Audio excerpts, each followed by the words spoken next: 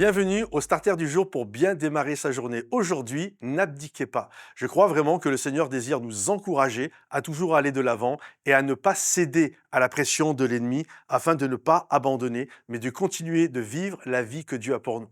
Il y a deux personnages dans la parole de Dieu qui sont très intéressants parce qu'ils ont des destins croisés. Le premier, c'est Marc. Marc, Jean, surnommé Marc, était le cousin de Barnabas. La Bible nous dit qu'il est parti dans le premier voyage missionnaire avec Paul et Barnabas. Et durant ce voyage, il va s'arrêter à deux endroits, à Perge et Paphos, qui veut dire brûlant et aride. Et la Bible nous dit que c'était trop, et puis finalement, il a abandonné.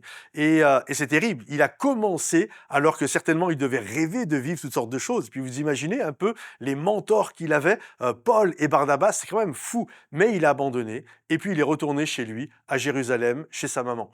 Et durant ce temps-là, la Bible nous dit que Pierre va l'utiliser et c'est un peu comme un enfant de l'apôtre Pierre. D'ailleurs, c'est lui qui va écrire l'évangile de Marc, c'est ce fameux Marc-là, sous toute l'inspiration et tout ce qu'a pu lui dire également l'apôtre Pierre. Et de l'autre côté, l'autre personnage dont j'aimerais vous parler, c'est Démas. Démas, la première fois qu'on entend parler de lui, Paul en parle comme son compagnon d'œuvre. Lui, il est carrément à l'inverse de Marc. Lui, là, l'autre a abandonné, Démas commence fort. C'est littéralement le compagnon d'œuvre de l'apôtre Paul. Et puis, quelque temps après, la deuxième fois, chronologiquement, que nous entendons parler de lui, il n'est plus qu'un nom sur une liste. Et puis, à la fin, littéralement, c'est pour dire que Démas m'a abandonné par amour du siècle présent. Et donc, c'est vraiment deux destins complètement croisés. Le premier a commencé par un abandon et le deuxième a commencé en étant, waouh, quelqu'un d'extraordinaire. Mais